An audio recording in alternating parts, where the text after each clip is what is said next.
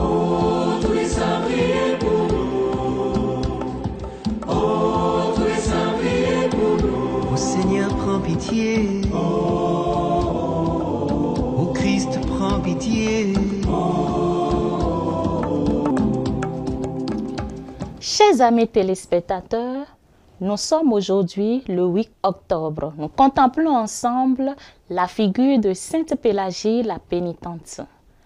Sainte Pélagie vivait à Antioche dans la deuxième moitié du 5e siècle.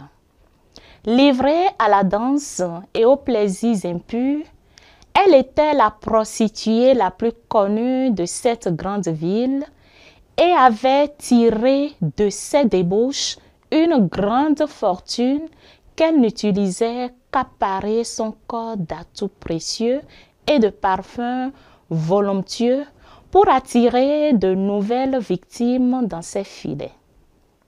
Elle avait de nombreux esclaves et serviteurs qui l'escortaient lorsqu'elle se promenait dans la ville, assise dans son char luxueux.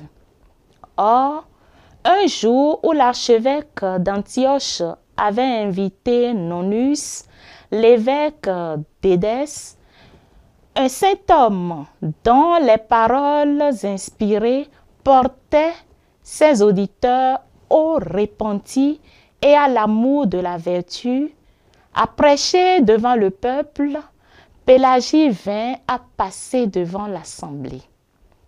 Alors, l'évêque, prenant son exemple, dit à ceux qui l'entouraient: « Malheur à nous, paresseux et négligents, car nous devons rendre compte au jour du jugement pour ne pas avoir mis à plaire à Dieu le zèle et le soin que met cette pauvre femme à orner son corps pour un plaisir passager. » Le lendemain, les paroles de l'évêque sur le jugement dernier et l'éternité des peines de l'enfer pénétrèrent dans le cœur de la jeune femme comme une épée effilée et éveillèrent en elle le seul véritable amour, celui de l'époux céleste.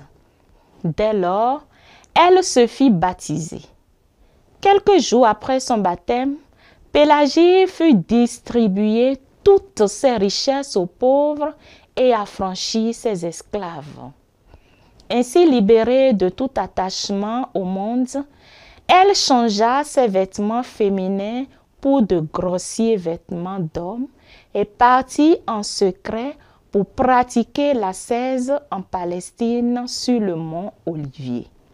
Elle resta de longues années enfermée dans une petite cellule, luttant chaque jour contre les passions qui s'étaient enracinées dans son corps, mettant désormais tout le soin qu'elle avait autrefois pour ses toilettes et ses parfums à l'ornement de son âme pour l'éternité. Son histoire fut enseignée à ceux qui sont plongés dans les ténèbres à ne pas se désespérer, mais s'engager avec vaillance sur la voie du repentir. Rien ne peut nous séparer de l'amour du Christ.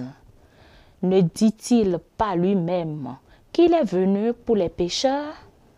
Que nos faiblesses ne nous plongent pas dans le découragement. Le bras du Seigneur est tendu pour nous relever de nos chutes.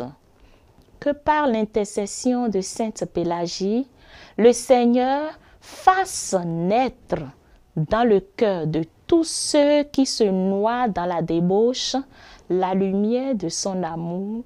Amen. À demain. Oh, tous les saints, priez pour nous. Oh, tous les saints, priez pour nous. Ô Seigneur, prends pitié. Ô Christ, prends pitié.